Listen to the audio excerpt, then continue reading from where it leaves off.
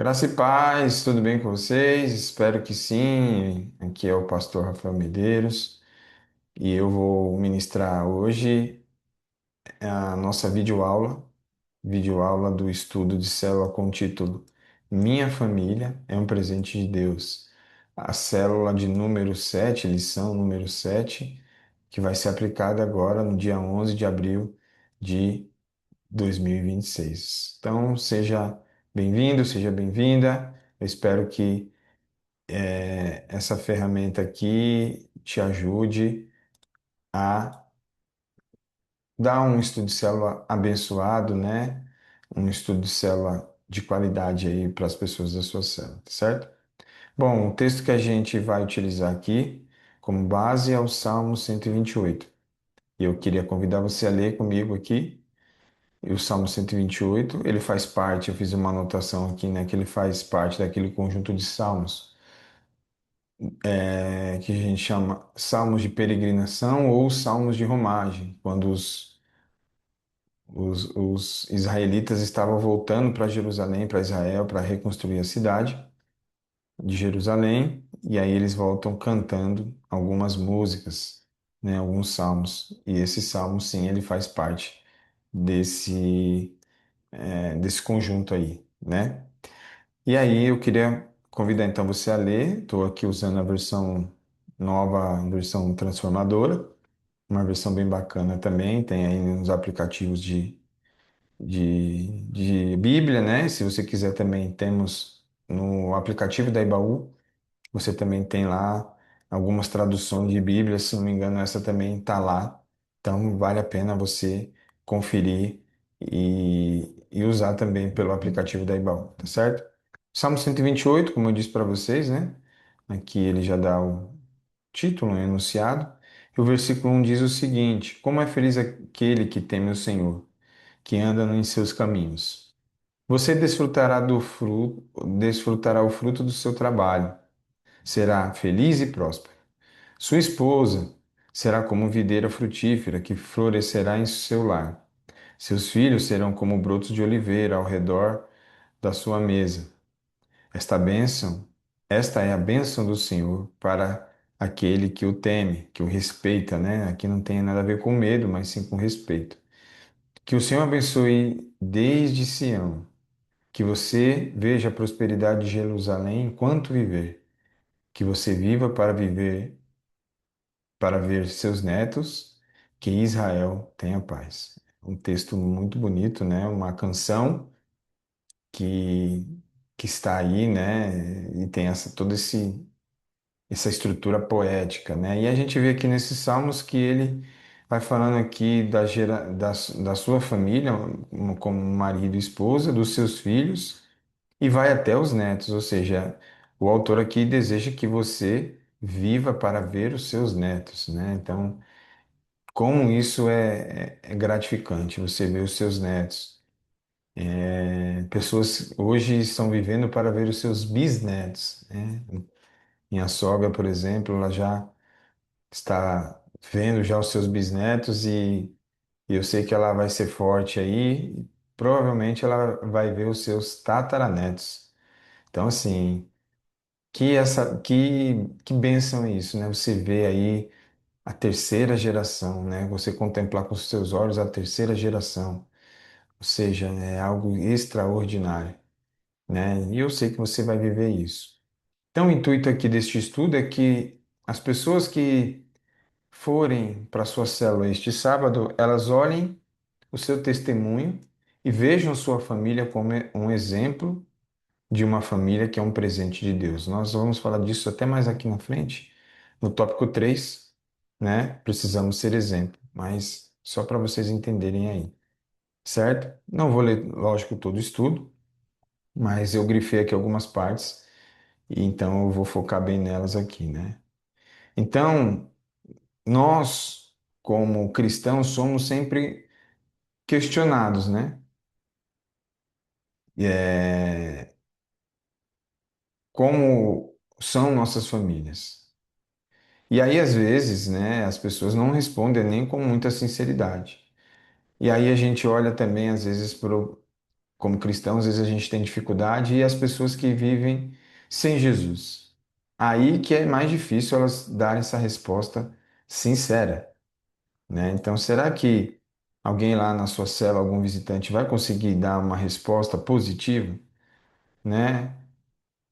Se a sua família é uma família abençoada, se é uma família que vai bem, né? Que as coisas andam bem, que não tem briga, que não tem discussão, eu tenho certeza que muitos vão ficar calados ou até mesmo vão querer aqui falar, ah, né, não é tão bem, mas amém, né, Deus está arrumando, enfim. O fato é que nós preferimos esconder muitas vezes, né, e aí eu falando de nós como pessoas sem Cristo, esconder e não confessar, né, as nossas falhas e nem buscar ajuda. Normalmente nós somos pessoas que não gostamos de expor, né, os nossos problemas pessoais, e isso é um dos motivos que acabam com as nossas famílias, né, que as nossas famílias vão se deteriorando. E aí o que que pode acontecer, né? Aqui as consequências. Maltratam os filhos, filhos que não honram seus pais, irmãos que não se tratam como, irmãos que se tratam como inimigos, esposos e esposas que não se respeitam, né? E aqui fala, né, que até parece uma zona de guerra, ou seja, não parece que nós não dormimos ou com o nosso marido ou com a nossa esposa, mas parece que nós dormimos com o inimigo, né? Tem até acho que é um filme que chama assim Dormindo com o Inimigo, porque pessoas que moram dentro do mesmo lar são inimigas, né? Brigam o tempo todo, discutem o tempo todo, estão sempre com contendas. Eu estava falando esses dias com uma pessoa e ela pedindo oração pelo seu cônjuge, né? Pedindo para que orasse pelo seu cônjuge, porque está muito difícil conviver com o seu cônjuge a ponto de se separar. E fiz o convite, né? Vamos para a célula, vamos para a igreja. E eu espero que a pessoa, né, possa aceitá-lo, né? Então a gente vê que hoje as famílias estão se engalfinhando cada vez mais, estando mais distantes umas das outras, né? Principalmente com a introdução dos dispositivos eletrônicos, principalmente os smartphones, né? Tem roubado, com certeza, a qualidade de convívio das famílias dentro dos lares, né? Então, a gente tem sofrido isso, né? Não é isso que Deus tem para nós. O Senhor deseja que tenhamos famílias abençoadas. Então, se a resposta das pessoas da sua célula for positiva, olha, a minha família não está bem, não vai nada bem, esse não é o sonho e o projeto de Deus para a família dessa pessoa. Então, se a pessoa for sincera e ela puder dizer, né, conseguir ali falar na célula, embora que isso seja muito, muito difícil, né, mas se ela tiver essa coragem, a gente precisa encorajar eles a dizer que o Senhor deseja que a família, né, dessas pessoas que vão para a sua célula sejam famílias abençoadas e que vivam debaixo da paz de Deus, do descanso do Senhor. Então Deus criou a família para ser um lugar de bênção, um lugar de descanso. E isso precisa ser uma realidade. Não apenas só desejar, mas que isso se torne uma realidade. Então, três lições aqui que nós vamos ver no nosso estudo dessa semana para que essas famílias que se achegarem nas nossas células comecem um processo de transformação e passem a ser uma bênção, passem a ser um presente de Deus aqui na terra, ou seja, que essas famílias sejam referenciais, né? Famílias que estavam caminhando para a destruição, caminhando para o abismo, caminhando para a traição, caminhando para o divórcio, famílias que viviam debaixo de violência, de xingamentos, até mesmo de agressões físicas, passem agora a viver a paz que excede a todo entendimento, a paz que o Senhor tem para cada um deles e delas. Amém? Então, essa é a proposta aqui na introdução, que essas famílias sejam transformadas. Então, temos três lições aqui para termos uma família abençoada. A primeira é: precisamos levar Jesus para casa. Aí eu vou convidar você a ler o primeiro livro de Crônicas, capítulo 13, versículo 14. Eu deixei já separado aqui. Primeira Crônicas 13, 14. Diz o seguinte: a arca do Senhor ficou na casa de Obed-edom por 3 meses. E o Senhor abençoou a família de Obed-edom e tudo que ele possuía. Amém? Olha só. Obed-edom foi um homem que levou a arca da aliança para a sua casa. E quando essa arca da aliança entrou na casa dele, ali houve a prosperidade do Senhor. O texto diz aqui, né? Vamos voltar aqui, né? Opa, Obed-edom aqui. Ó, o Senhor abençoou a família de Obed-edom e tudo o que possui. Então, a Arca da Aliança, ela sempre vai falar, né, de presença de Deus. Era a forma que Deus se manifestava ali com a sua presença. Ali, prefigurada ali naquela arca, né? A arca coberta de ouro, material nobre, que dentro dela tinha ali alguns utensílios, né, como uma vara de arame, e o maná do deserto, ou seja, ali estava mostrando a presença de Deus. Aquela arca sempre estava ali, representando a presença de Deus. Então, as famílias que chegam hoje na sua célula, elas precisam entender isso.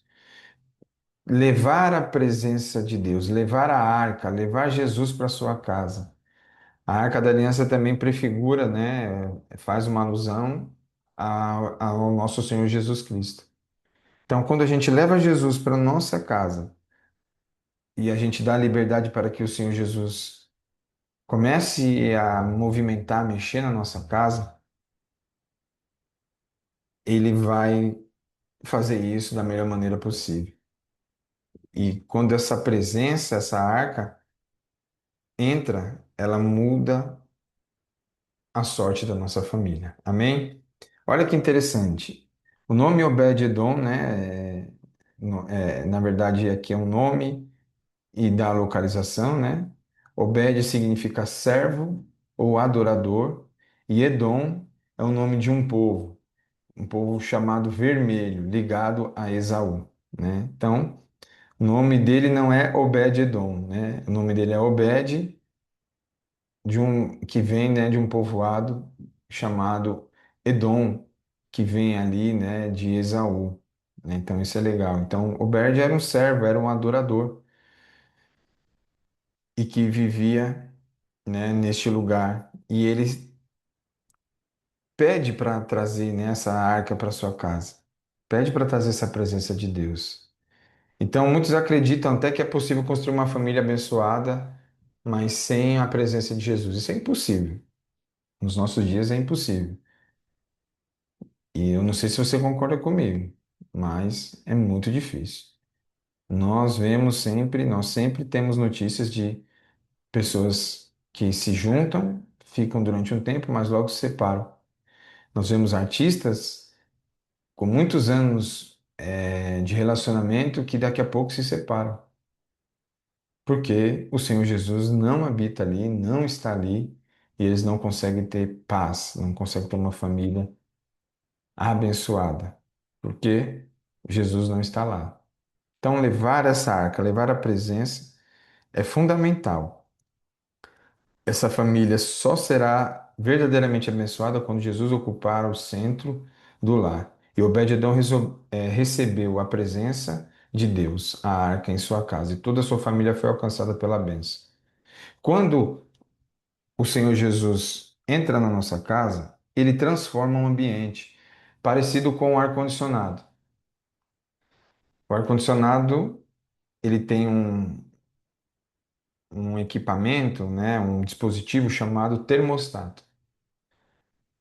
E quando você liga lá o ar-condicionado e você seleciona a temperatura que você quer que aquele ar-condicionado chegue e deixe ali climatizado o ambiente, o termostato ele vai indicar isso para que o ar-condicionado trabalhe até que ele chegue na temperatura que você escolheu. Por exemplo, hoje, dia 8 de abril, né? Não sei aqui quantos graus está, deixa eu dar uma olhada aqui. Mas, ó, nós estamos com 23 graus. Então, vamos supor que eu estou aqui nessa sala e aqui tem um ar-condicionado. Eu quero que essa sala fique resfriada em uma temperatura aí de 19 graus. Quero que fique bem mais geladinho. Eu vou ligar o ar-condicionado e o termostato ele vai identificar a temperatura ambiente. E quando ele identifica, ele vai mandar informações, vai mandar essas informações para o ar-condicionado e o ar-condicionado vai começar a trabalhar, a gerar frio até que se alcance a temperatura desejada, os 19 graus. Então, o termostato, ele modifica o ambiente, ele não é modificado. O termostato, ele é responsável para com que o ar-condicionado trabalhe para mudar o ambiente. Então, quando Jesus ele entra verdadeiramente nas nossas vidas, ele funciona como esse termostato. Aquilo que era choro, aquilo que era ranger de dentes, aquilo que era lágrimas, tristeza, até mesmo violência, Jesus vai começar a trabalhar, né, com o seu termostato e mudar ali, como se fosse um ar-condicionado, né, e mudar ali, e transformar essa realidade em alegria, em amor, em paz, em união. Ele vai mudar a situação. Ele vai mudar, ele vai restaurar, ele vai reconstruir. Então, ele vai restaurar aquilo que estava danificado, ele vai reconstruir aquilo que estava destruído, e ele vai mudar essa situação. É o que Jesus faz. A presença de Jesus é o que sustenta e dá sentido a uma família. Então, uma família sem Jesus é uma família desestruturada, é uma família sem sustentação, sem alicerces. Daqui a pouco a gente vai falar sobre isso. Texto que a gente já está falando bastante esse ano aí, o apóstolo trazendo isso, né, para esse ano, essa palavra poderosa que está em Mateus 24, 7, 24, daqui a pouco a gente vai ler. Então a gente precisa estruturar nossa família na rocha que é Jesus Cristo. E ele vai mudar todo o ambiente, ele vai mudar toda a situação. Então as pessoas precisam sair da sua célula, as famílias que forem visitar a sua célula precisam sair entendendo o que muda. Aquilo que ninguém consegue mudar, somente a presença de Jesus Cristo. Então, precisamos, assim como Obed de Edom, levar a presença de Deus para as nossas casas. Certo? Tudo bem até aqui? Então vamos dar continuidade. Aqui, o tópico 2: precisamos fazer o que Jesus manda. Olha o que está aqui em Mateus 7:24. É um texto que a gente leu aqui bastante nos 12 cultos, né? Mas a gente só vai pegar aqui o versículo 24, né? Que foi tema aí da palavra desse ano, né? O ano de 2026, um ano de estarmos na rocha, firmados na rocha. Olha o que diz: quem ouve minhas palavras e as pratica é tão sábio como a pessoa que constrói sua casa sobre uma rocha firme. Então, nós fomos assim ministrados, não quero dizer nem a exaustão, porque tem muita coisa mais ainda a ser extraída, mas ouvimos muito, aprendemos muito. 12 cultos, gente, assim, nós ouvimos falar muito sobre a questão de estarmos firmados na rocha. Então, uma das evidências de quem está firmado na rocha são aquelas pessoas que obedecem, que ouvem a palavra e obedecem. O texto disse aqui, né, foi enfático. eu quero aqui trazer para vocês. Deixa eu ver se eu consigo pegar aqui.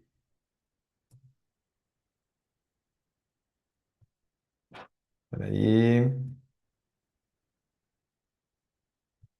que agora me atrapalhou aqui o negócio, mas vamos lá. Aí, me ajuda aí. Vamos lá.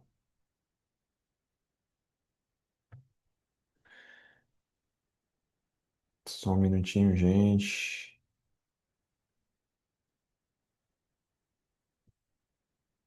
Aí. Então aqui fala, né, que o sábio é como a pessoa que constrói a sua casa sobre a rocha. Então, a pessoa inteligente, sábio fala de inteligência, sabedoria fala de pessoas que raciocinam, que conseguem compreender, que têm a habilidade de entender e praticar aquilo que está se ouvindo. Então é necessário obedecer à palavra de Deus.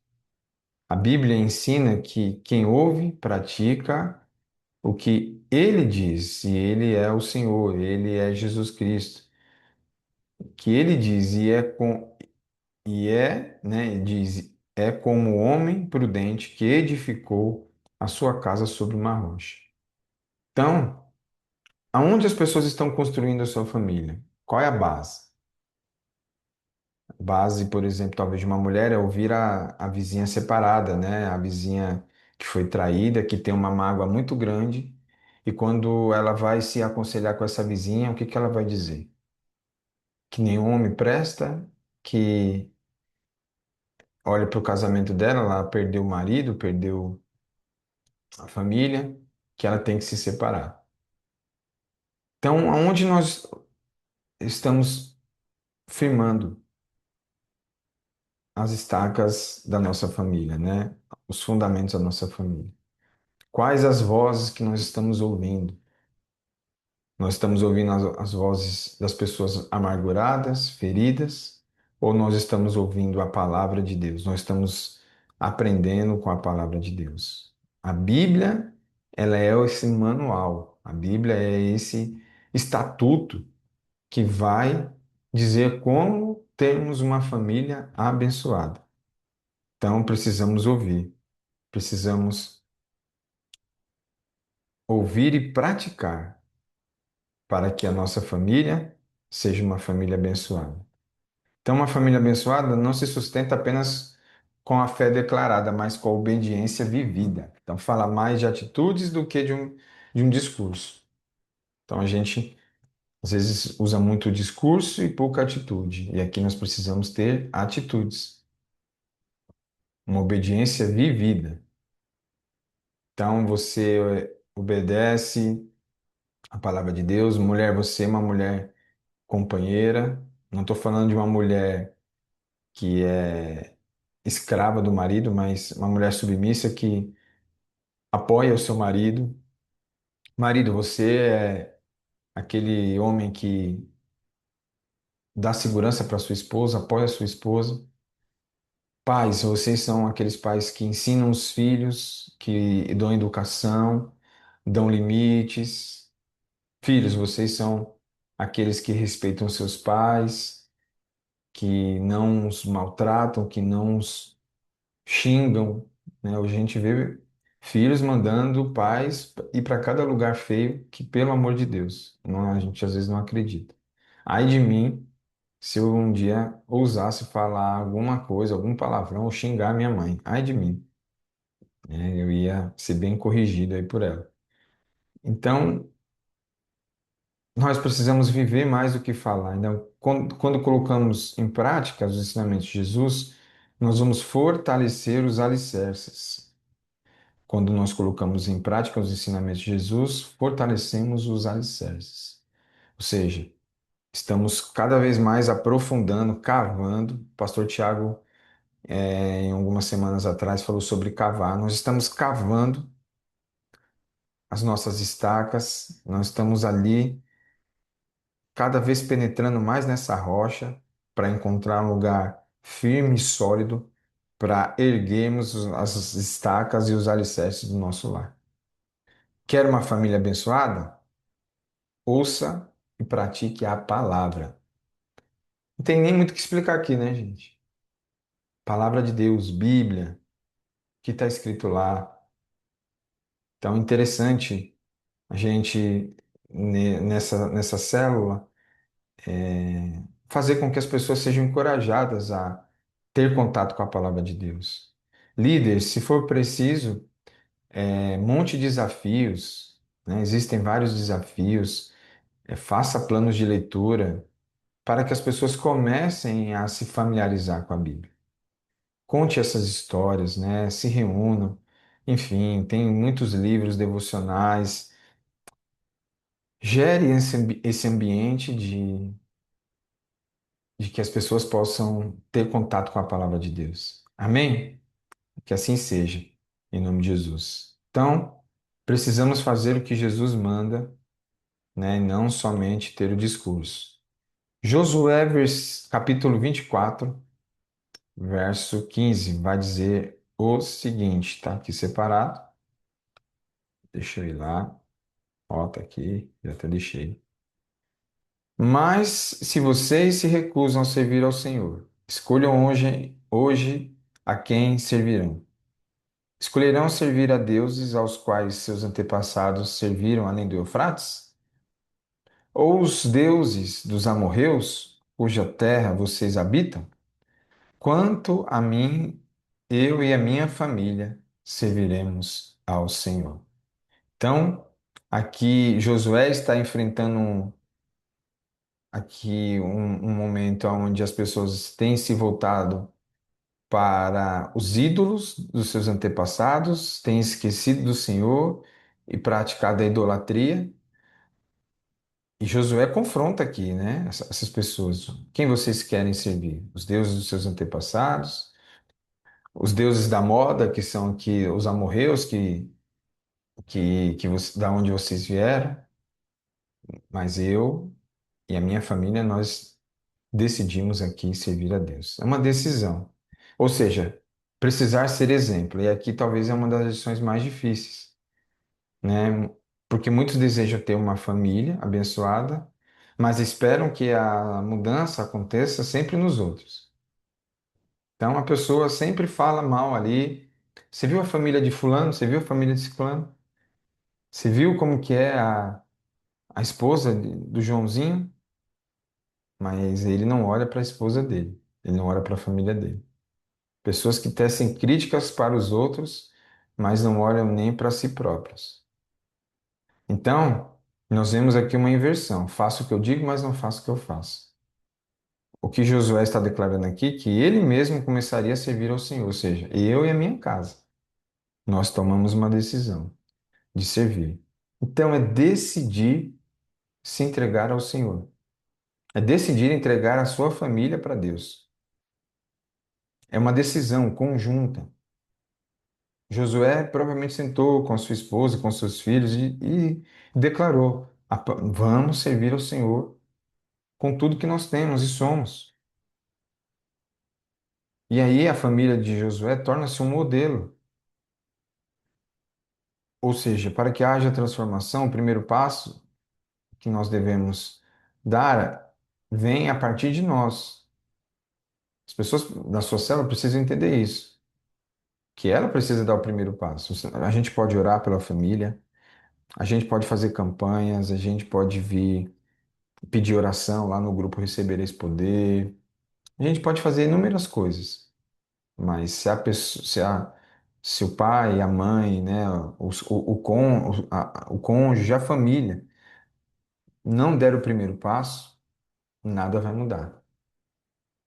Então, passar a ser exemplo é algo muito difícil, mas que dá para ser feito. Com disciplina, como a gente falou aqui atrás, né, com obediência, as pessoas vão começar a falar e ver a diferença, vão começar a notar a diferença de quando as pessoas não serviam ao Senhor Jesus, quando essa família não era uma família que estava aos pés da cruz, e depois que elas passam a aceitar o Senhor Jesus e andar nos seus caminhos, eles vão notar a diferença e eles vão perguntar: que Deus é esse que vocês servem? Porque eu quero que minha família sirva ao Senhor dessa forma também. Eu quero que minha família seja assim como a sua família é. Olha que pergunta interessante aqui. Se seus filhos, cônjuges ou pais, né? Então, tá falando aqui uns para os outros, né? Pudessem, né? Fossem avaliar de 1 a 10 como membro da família, qual seria a sua nota? Então, se a sua esposa fosse hoje dar um número, né? É lógico, você não, né, líder? Você é nota 10. Mas essa pergunta precisa ser feita para os discípulos da sua célula, né? Se a gente fosse perguntar aqui, né? E aí é lógico, a gente tem que tomar muito cuidado, porque às vezes você vai ver uma expressão ali, né? De alguém, às vezes a mulher já tá ali, né? Por aqui, vai falar, eu daria 0. Pode ser que, olha, até uma vergonha. Mas se for separado, né? As células, né? Homens em um lugar e mulheres em outro, acho que dá até para fazer essa pergunta tranquilamente. Mas veja, né? Se for célula mista, cuidado, pelo amor de Deus. Mas se for células homogêneas, né? Ou seja, homens de um lado, mulheres de outro. Se a gente for perguntar ali, né? Para as pessoas, né? E aí, se a sua esposa, né? For uma célula de homens, sua esposa pudesse te dar uma nota de 1 a 10, qual ela daria? Né? As mulheres, se o seu marido fosse te dar uma nota de 1 a 10, tá falando de um, não tá falando nem de 0, né? Mas tá falando de um. De 1 a 10, qual a nota? Né? Sendo um muito ruim e 10 quase assim, chegando, beirando a perfeição. Qual é a nota que essas pessoas receberiam? Então vai ser um termômetro aí, a gente pode até brincar um pouco com isso, né? No bom sentido da palavra brincar, mas ver ali, né, e extrair das pessoas, né, alguns comentários e a gente trabalhar em cima disso e até dar algum direcionamento. Então é bom você usar isso até como uma dinâmica. Seja aquilo que você deseja que sua família se torne. Ou seja, eu quero que minha família seja abençoada, começa por mim. Não começa pela minha esposa, não começa pelos meus filhos. Começa por mim, né? Eu quero que meus pais se convertam. Então começa a conversão por mim. Começa a transformação por mim, porque essa transformação vai alcançar a vida dos meus pais. Eu quero que a minha esposa se converta, né? Que eu quero que o meu marido se converta. Começa por você, né? Então a gente precisa trazer isso para os discípulos das células, né? Então, em sua opinião, qual tem sido a maior dificuldade enfrentada pelas famílias no mundo moderno? E aí, isso aí, né? A gente tem que até tomar um pouquinho de cuidado para não fugir muito, para não esticar muito o estudo, mas é uma outra pergunta que vai trazer ali um debate, né? Escolha ali algumas pessoas, né, para falar, talvez, dar uma opinião e trabalhe sobre isso. E essa pergunta também vai para você, líder, né? Você que vai ministrar esse estudo, né? Qual é a maior dificuldade enfrentada hoje pelas famílias? Hoje nós temos as bets, né, que é entrado aí o jogo online, o acesso a conteúdos impróprios, pornográficos, tem afetado. Também pela tecnologia, as compras online, né? A pessoa tem torrado o cartão aí e o Mercado Livre daqui a pouco vai colocar lá um centro de distribuição ali só para entregar suas compras. Enfim, né? Hoje está muito fácil, né? O acesso à tecnologia, a gente consegue ter as coisas ali na palma da nossa mão em pouco tempo. Então, o que que tem afetado, né? As mentiras, o distanciamento pelo vício em jogos, em vício na própria tecnologia, na internet, não sai das redes sociais. O que hoje que as famílias enfrentam, né? Qual é a maior dificuldade? Fica aí o debate, e aí cada célula talvez vai ter um ponto aí, né, a ser trabalhado, né? E aí a conclusão aqui, Deus deseja que você tenha uma família abençoada. Deus quer que você viva em harmonia, debaixo da sua paz, porque afinal a sua família é um presente de Deus, né? Essa nossa família é um presente de Deus. Você realmente deseja viver a realidade, essa realidade em seu lar? A pessoa está, né? A gente precisa perguntar se elas estão dispostas a levar Jesus para dentro de casa, porque precisa haver essa disposição. E aí aqui é um confronto, né? Que, que a gente vai lançar, né? De uma maneira bem tranquila, mas confrontar as pessoas, né? E aí, você deseja? Porque se Jesus entrar na sua casa, vai haver mudança. Isso é fato, tá? Mas só se a pessoa desejar. Ela deseja, ela quer, ela realmente está com vontade de fazer isso. Esse aqui é um ponto, certo? Então, lembre-se que famílias fortes não são perfeitas, mas são construídas sobre princípios firmes. Não existe ali a família, existia uma margarina, né, chamava Doriana, né, acho que tem ainda, não sei, que no comercial ela trazia, né, todo dia aparecia uma família no café da manhã e aquela família só vivia na felicidade. O pai tratando bem a mãe, a filhinha, ai pai, passa manteiga aqui, não sei o quê. E era uma coisa assim de, né, de cinema. Mas a verdade é que as famílias não são assim. Sempre nós vamos ter as nossas imperfeições, sempre nós vamos estar ali, talvez, com as nossas atitudes ferindo o outro, né, magoando o outro. Mas se nós temos uma família que é construída sobre princípios firmes, nós vamos superar essas imperfeições e vamos continuar levando o legado do Senhor, levando a presença do Senhor através da nossa família, do testemunho da nossa família. Então, aceite hoje esse desafio. Decida viver com transparência, santidade e amor. Invista tempo, invista cuidado e dedicação naquilo que Deus confiou, que é a sua família. Que você honra, que você honre, né? Seja a pessoa que honra esse presente. Deus transforma seu lar em um ambiente de bênção, restauração e paz. Que assim seja, em nome de Jesus. Amém? Bom, aqui tá os recadinhos, né? Segundas-feiras, sempre né, a cada 15, né? Cada 15 dias, segunda-feira sim e não. Temos o saindo da rotina, né?